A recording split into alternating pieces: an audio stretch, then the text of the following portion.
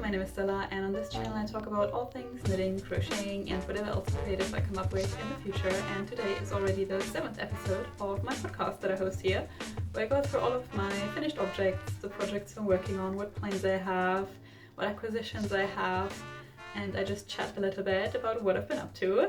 I have my trusted hot drink that is unfortunately not very hot anymore because I made it half an hour ago and I forgot it. I just put it in my kitchen and I just left it here. It is still warm, that is something.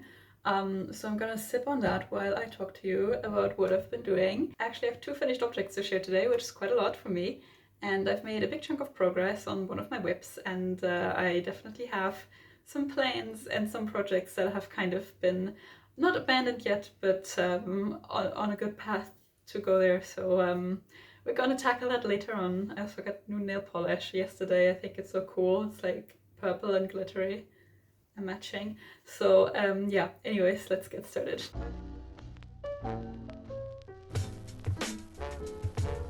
My first finished object is this. This is the Elliot sweater by Wool and the Gang that I've made some adjustments to make it a wrap cardigan and not a sweater.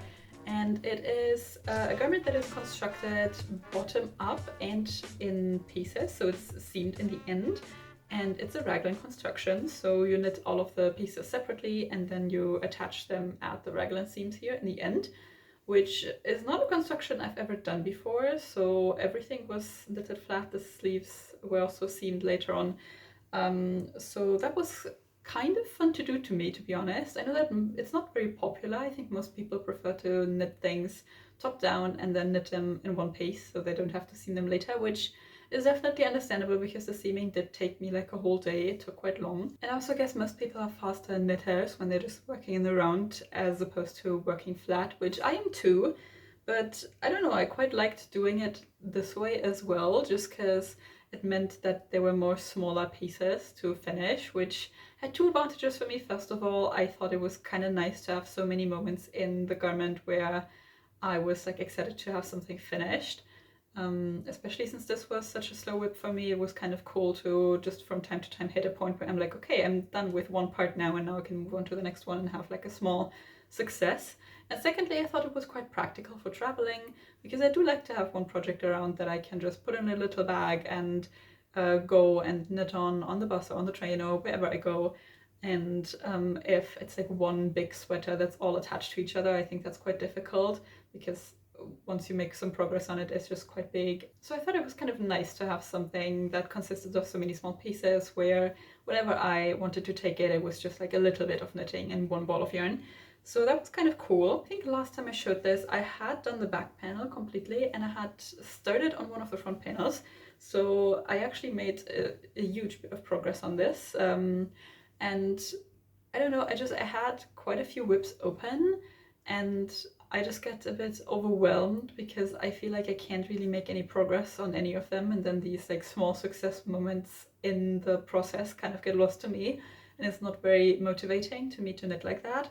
So I decided to just pick one of my projects, prioritize that, get that one done, and then move on to the next one so I can kind of get into a more natural working cycle for me again. And this was the one I decided to prioritize. So I finished this and then I moved on to the next one, which I'm gonna get to later.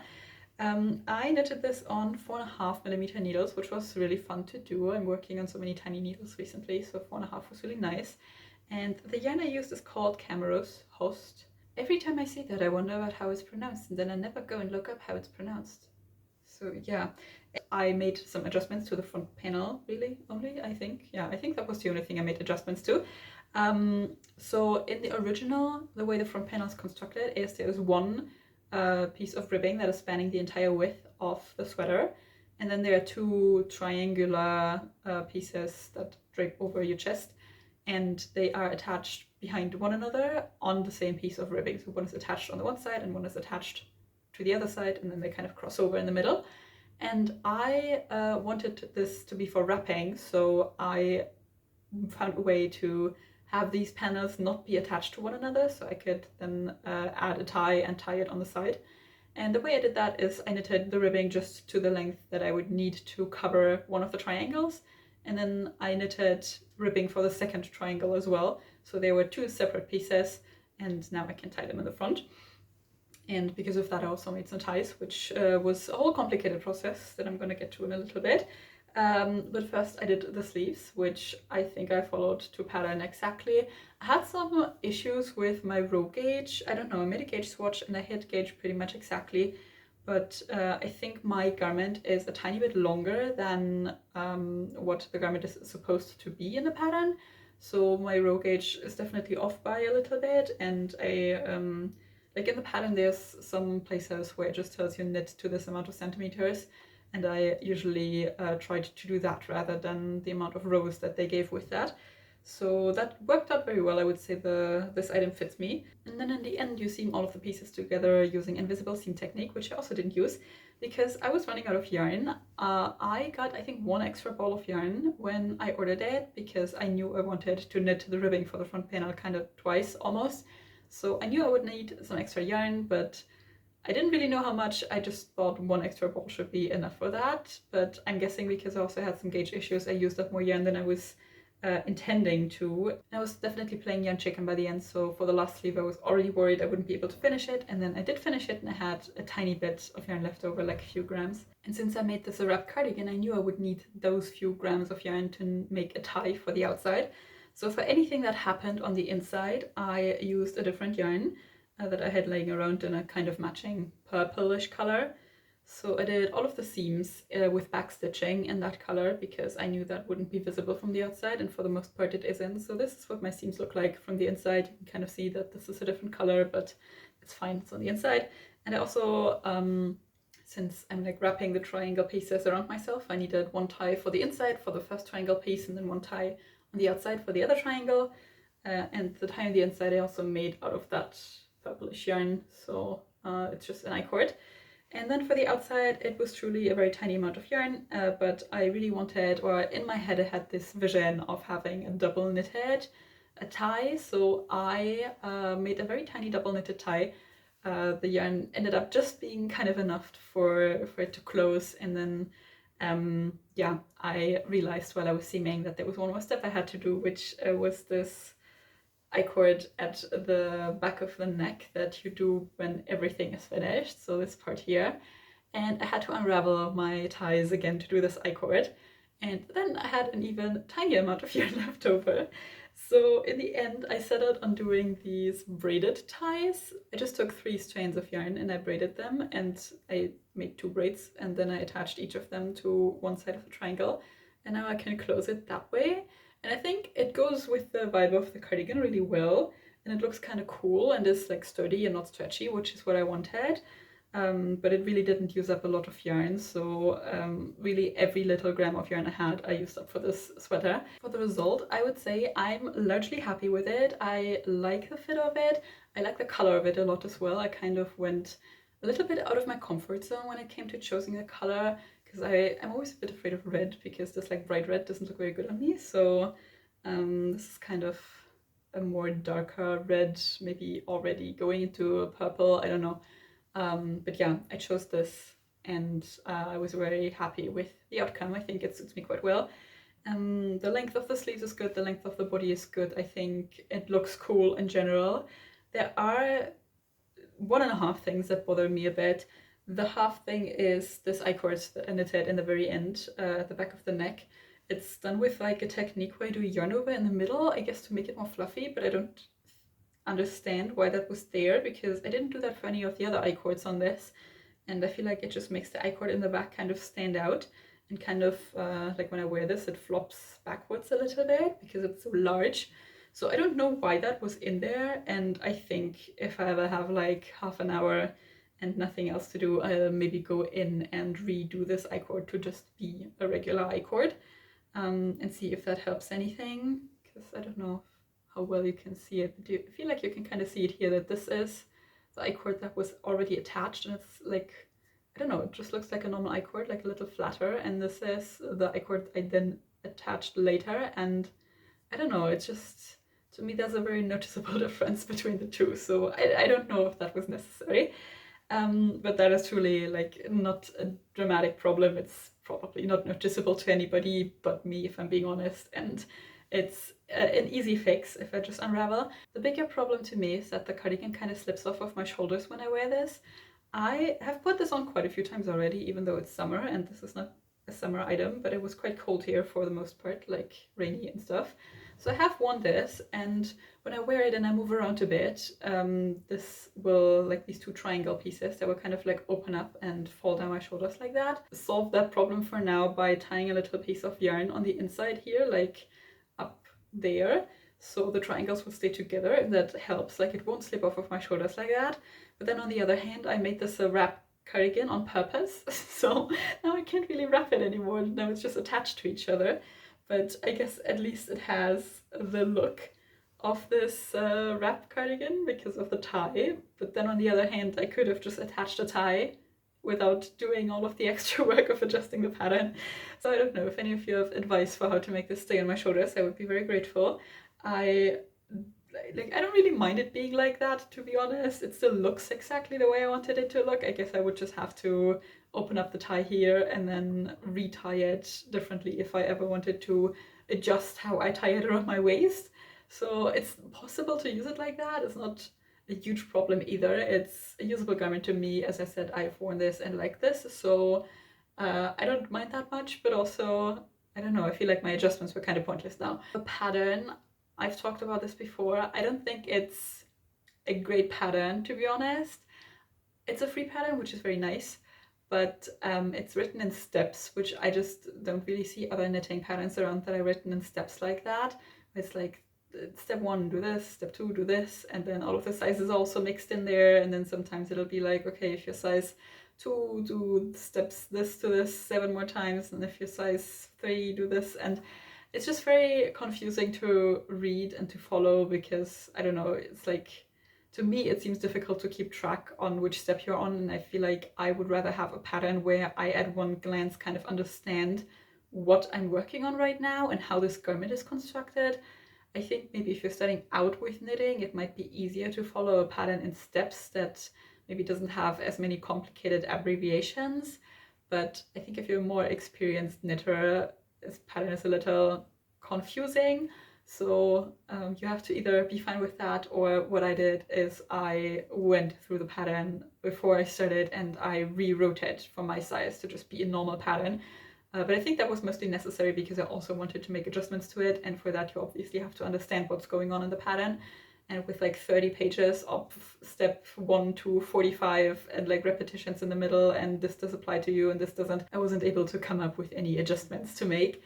So I'm quite glad I took the time and did that, but I don't think it's necessary. I still think the pattern produces a really cool result, so I would recommend it for that. And I mean, obviously it's free, so you can just browse through it and see if it's for you, if you're interested in it. My second project is this, and this is a case for my circular knitting needles that I made, I think, in a weekend, because I had quite a few needles flying around. I had, well, a weekend on my hands, and I just wanted a quick project that I can, you know, start on, do, and then be finished with, and like have a quick success story, I guess. So I took inspiration from the circular knitting needle cases I could find online, and to me what they usually look like was a big rectangle with a bunch of pouches inside that you could roll up and then close with a tie, which is exactly what I did here. I used all acrylic and all stash yarn. So I had one ball of this gray yarn that I used here on the outside. It was like a sport weight yarn, I don't know, acrylic.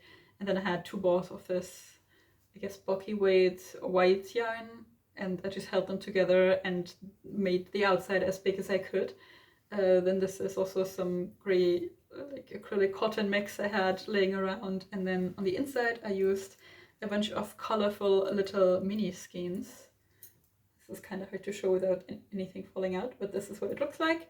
There's a lot going on in there, but I don't know, it's kind of cute too, because now I can kind of, like, from the color, I can kind of tell which size needle is in what pouch.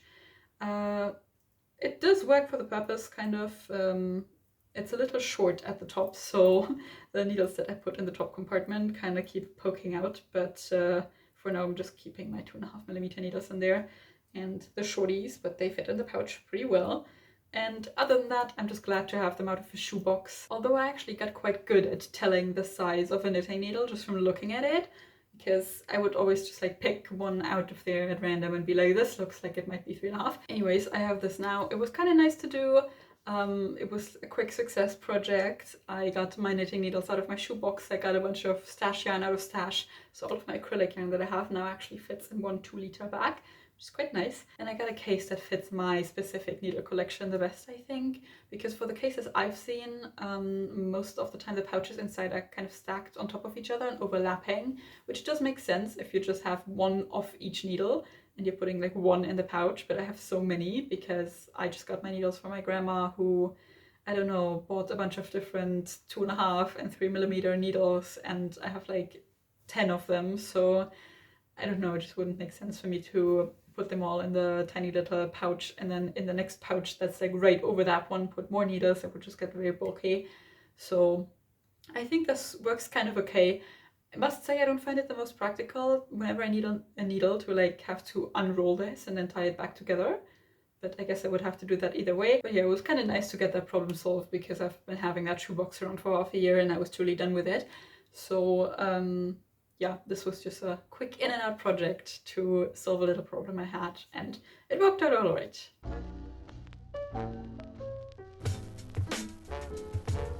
Moving on to my whips, I made quite a lot of progress on my Madeleine sweater, which is an all-over lace sweater that I decided to make out of a more summery yarn than suggested. So this is Drops Belle in moss green, and this is what my sweater looks like right now. I, after some gauge issues, am knitting on 3mm needles, for the most part at least.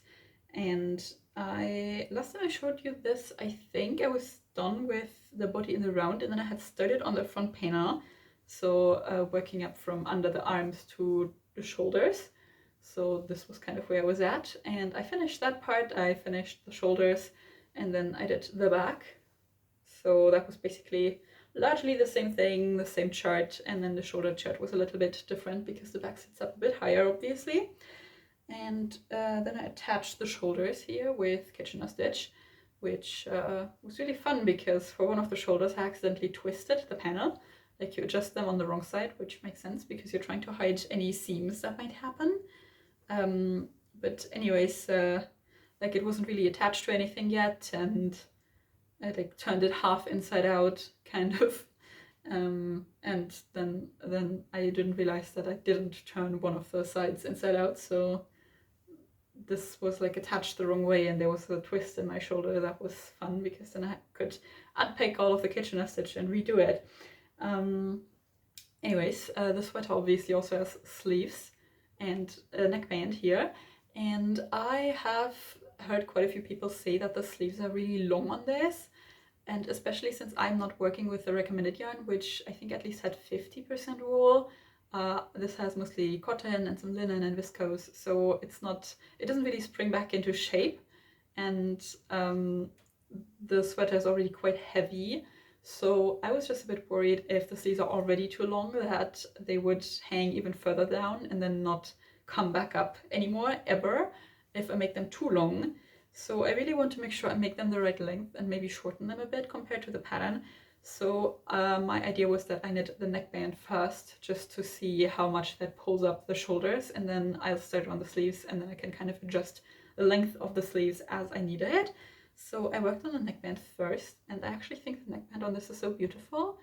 Like, I don't know, I feel like neckbands are usually ribbing, and that's cool and all, but I think this like just stockinette neckband looks so cool, like very polished. There was some trouble with the needles for this because I already sized my needle down so much for the body part of everything that I just didn't have a needle small enough to size down the same amount as the pattern for the neckband. So the smallest I had was 2.5, and I think I would have had to go down to like a 2.25 or a 2mm needle even for this neckband. So I just tried to kind of adjust with my gauge a little bit. So the parts that were knitted on the bigger needle, I just used my normal tension, and I used a 2.5mm needle, which is the smallest I have. And then for this part, like most of the stockinette part here, it is I don't even know what it is in the pattern, but also a tiny needle. Anyways, I also used a 2.5 because I didn't have anything smaller, and I just pulled it very, very tight. And I think that worked out quite well. I feel like you can kind of see that this is very neat. So that worked out great. And also when I tried it on, I can like barely get this over my head, surprisingly enough. But it like sits here quite well. Like it's not restricting me in any sort of way. And I think the neckband turned out really, really nice. So then for the sleeves, I also found out that they're not only very long, but also very wide, which isn't necessarily a huge problem, but I already felt like my armhole here was very, very low. So I thought maybe I can make the sleeves a little less wide as well. And I looked into the pattern, and for the size I'm knitting, which is a size medium, the sleeves are quite a bit bigger than for the size small, which I think the sleeves for small and extra small work the exact same way, so they're the same size, and then there's like a big jump to the medium sleeve. So I decided to see if I could size down the sleeve to the small size, and I got a little bit worried that it would look weird when I attached the sleeves to the body later, like that there would be fabric bunching up, because the armhole is then bigger than the sleeve circumference by quite a bit. For the way the sleeve is constructed, you knit it bottom up, and then to attach it, you pick up sleeves around the armhole on the body and then do Kitchener stitch. So you have to get these armhole stitches back on your needle. And what I did is I did that step first. So I picked up for the small size along the armhole just to see how it would look with that amount of stitches picked up, or if I would need to pick up more for there to not be any weird bunching up of the fabric. But to me, it seems like this should be fine. It is definitely still a bigger circumference than the armhole, but I don't think it'll be a huge issue if I put them together. And then I started knitting on my sleeve, which was already quite a bit of work to get it to work around, because just when I cast on it with so few stitches that I had to do magic loop, which I hate doing magic loop. And then it was finally enough to fit on a 40cm cable. But from all of the circular needles I didn't really have one with a 40cm cable, so I went back to an interchangeable needle set, like a really cheap one that I got a while ago when I started knitting. So the needle set isn't great. It keeps like unscrewing itself, and the yarn keeps like getting stuck at the joint between the cable and the needle, and there's like a bunch of annoying things about it. So I was quite glad when I could finally fit it on a 60cm cable, which I don't know how I'm doing it, and I have to readjust my stitches quite a bit, but this is the best way I found. And it's just the same chart as I already worked for the body in the round again. It's not the most interesting thing to work, to be honest, just because I've already worked this chart in the round so much. And I don't know, I'm getting a little bit tired of this pattern repeat. I think the front panel and the back panel were kind of fun to do because they were knitted flat, so there was a little bit more variation going on for the lace, but this is just the same thing all over again.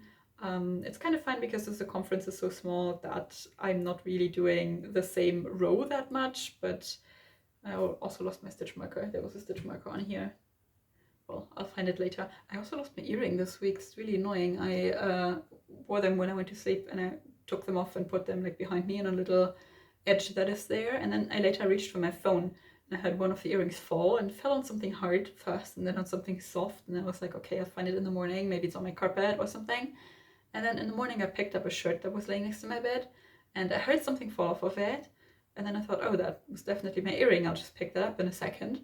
And then I like frantically searched for my earring for like half an hour, and I still haven't found it. I heard it fall off of my shirt. Like, how far could it possibly have gone? I'm kind of upset. I like these earrings a lot, so I will have to look for it again. I just don't know where anymore. Anyways, I will find my earring in my stitch marker, I hope, and then I can continue working on this. I'm kind of dreading already doing the second sleeve. Like, it's going kind of fast, but not fast enough, and I don't know, I feel the same way as I felt about the Elliot sweater, about this Madeleine sweater, just because I cast this on too long ago. Like, it's not for me to have these long lingering whips and pick it up here and there and do something here and there. I need a quicker success. I need to focus on individual projects more. Like, this is not for me. But yeah, we're on the way to the finishing line. I can definitely already see it. So far I'm really happy with the finished garment. I'm quite glad I knitted a size medium. I think it looks better with the pattern repeats being a full pattern repeat until here. And I also think for the circumference, it gives me a nice like positive ease amount that I was aiming at. And I also think it sits very nicely around the neck. I'm very happy with my neckband. I'm happy with the way it sits on my shoulders. For the length, I guess I would have liked it to be a tiny bit shorter, but if you want to do full pattern repeats, I get that you can't adjust the length at random like you wanted to. I am excited to see what happens to this when I block it. I did one mid-project block very in the beginning when I finished my first pattern repeat on the body, just because I was so unsure with my needle size that I wanted to see whether the circumference is good. And I feel like it made the lace like a little bit tighter, so maybe the rest of it will tighten up. I don't know, and then maybe it will be a bit shorter, we'll see. For the pattern, I would definitely recommend it if you know what you're getting into.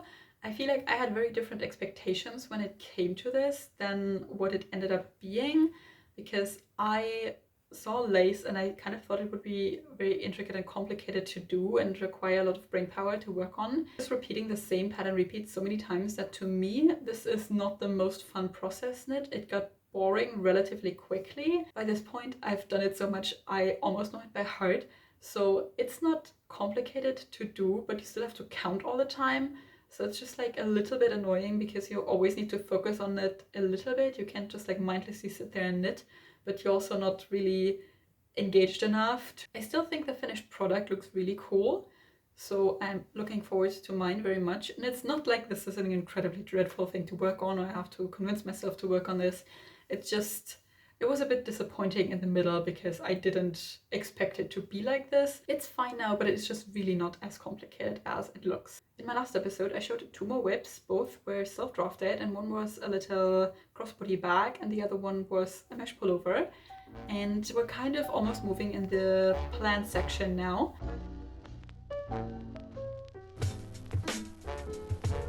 For the bag, I didn't pick it up at all yet because, as I said, I was focusing on some of my other projects just to get some done.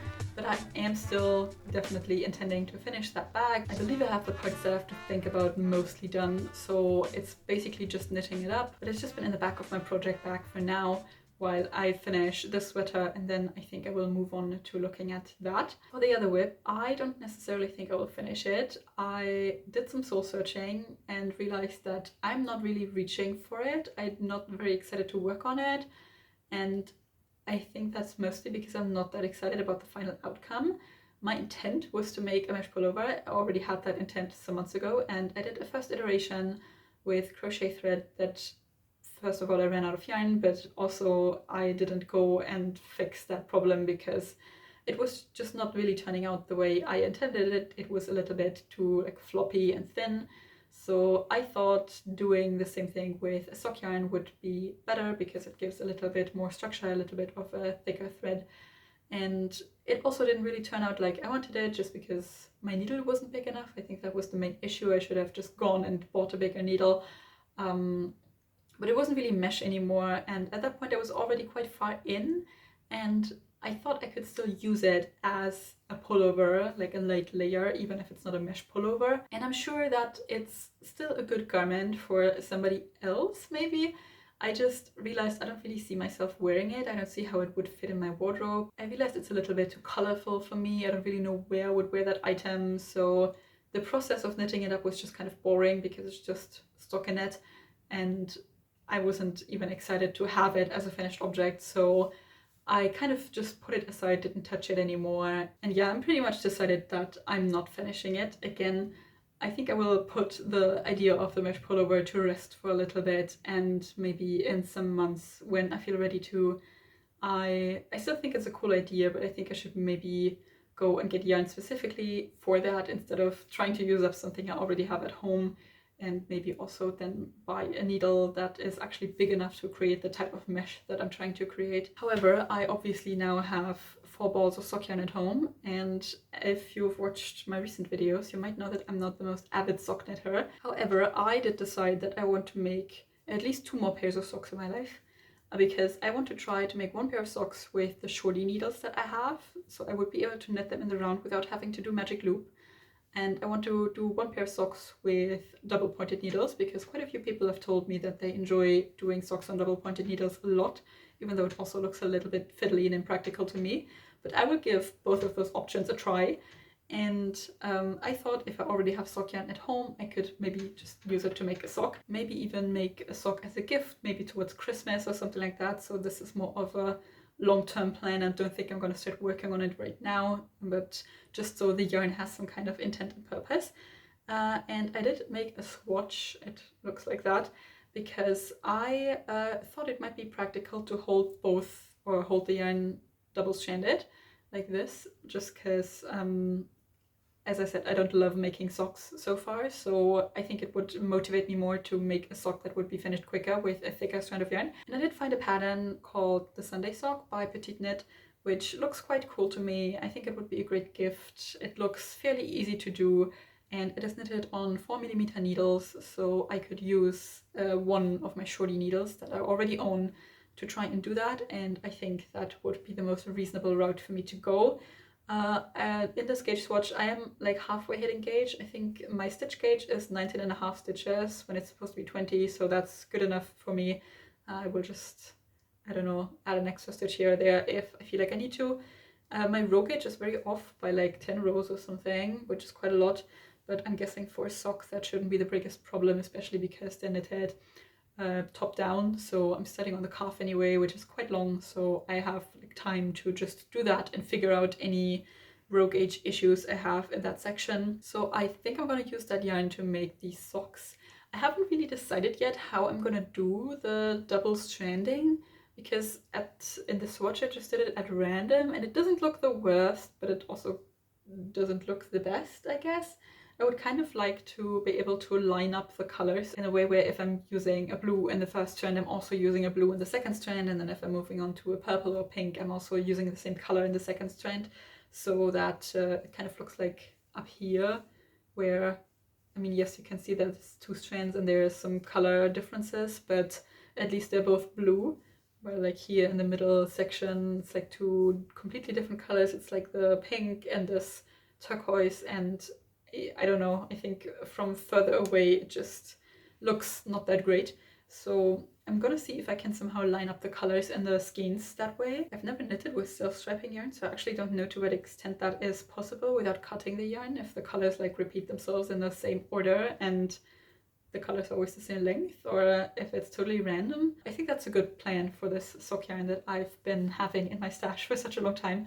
And I'm also kind of happy that most likely it's becoming a sock, because that was its original purpose, and I think it's kind of cute that finally, maybe at some point, it will actually follow it. So I believe I mentioned last episode already that I ordered some knitting for Olive Pure Silk to make one more summer top for the season. This is it, it arrived. This is the color Undyed, and I didn't really know which top specifically to make yet. I was kind of eyeing the Cloud Top by Petite Knit, and I had some other options lined up, and then I stared at the pictures of the Cloud Top for a little bit too long, and I thought maybe it's too boxy for my liking, and I really like the way it looks, but I think I like the way it looks on her. I don't know if I would necessarily love it on me. I think I just got too in my head about it. Anyways, I decided to look for some different patterns, and I kind of settled on making the camisole number 9 by My Favorite Things Knitwear, which is probably the most basic summer top you can find, but that's exactly what I wanted. It looks pretty much store-bought, and it is knitted with a single strand of the Pure Silk. That's one of the recommended yarns. So I did a swatch for it on the recommended needle size, and as always my gauge was too loose, but it wasn't only a little too loose, it was too loose by a lot. Like I was missing 1/3 of the stitches in the 10 centimeters. So that was definitely not working, and I was already on 3mm needles, so it's already quite small. So I sized down to a 2.5mm needle, which, as I mentioned earlier, is the smallest I have, and I'm still not meeting gauge with that. I would still have to go smaller. So that means I would not only have to get smaller needles for the body parts, maybe like a 2.25 or 2mm needle even. I would also then have to get even smaller needles for all of the details, like around the sleeves and or not the sleeves, there aren't any sleeves, but around the armholes here and around the neck. The details are knitted on even smaller needles than that, and then I'm at like 1.5mm needles. I don't know. So that's at least 3 more needles that I would have to buy, which also racks up the cost of this project. And then it's a tiny needle that's probably not very fun to work on. Holding a single strand of it is also quite a bit of work, and I'm already having so many issues getting the right gauge, so I thought maybe it's just not the pattern for me, and I looked for a new pattern again. And right now I think my most likely contender is the Audrey top by Petite Knit, which is a pattern I had kind of forgotten about. I think it was one of the first things I ever put in my Ravelry favorites when I made my account there. So it was in the very back, but I still think it looks really cool, and I definitely have enough yarn for it, and the pure silk is also one of the recommended yarns. So I made my swatch. This is still like half wet, so it's still drying, and I haven't measured it yet. Anyways, I do really like the design of the Audrey top, and I think it would be a fun thing to make, and I think it would also be a lot quicker to make than the camisole number 9, so that I could definitely still put it on in the season. On the other hand, I'm thinking holding 2 strands together is kind of a thick fabric already, so maybe it's not optimal for a summer top where I live, where it does get quite warm. So I'm just a bit unsure what to do about all of that and where to go from here. I guess I will let you know next time what I decided to do, because probably by then I will have cast it on, but at this point I have no idea what it's going to be. I will be using this pure silk, and I will be making a basic summer top. I just don't know which one yet. I have found some options that I also like. I think in my pattern roundup video about summer tops I talked about the cicada summer top, which I also think is a cute design, but I'm guessing with the yarn that I have I couldn't really get gauges well, so I don't know. I guess we'll find out. Thank you for watching until the end. Like this video and subscribe to my channel if you want to see more, and if you want to find out what I'm making with my yarn, and if I'll ever make a mesh pullover, maybe in some months. Definitely let me know about what you're working on, what summer tops you could recommend for like a basic top with the pure silk. Let me know about your failed projects. Would love to hear about those to make me feel better, and I will see you next time.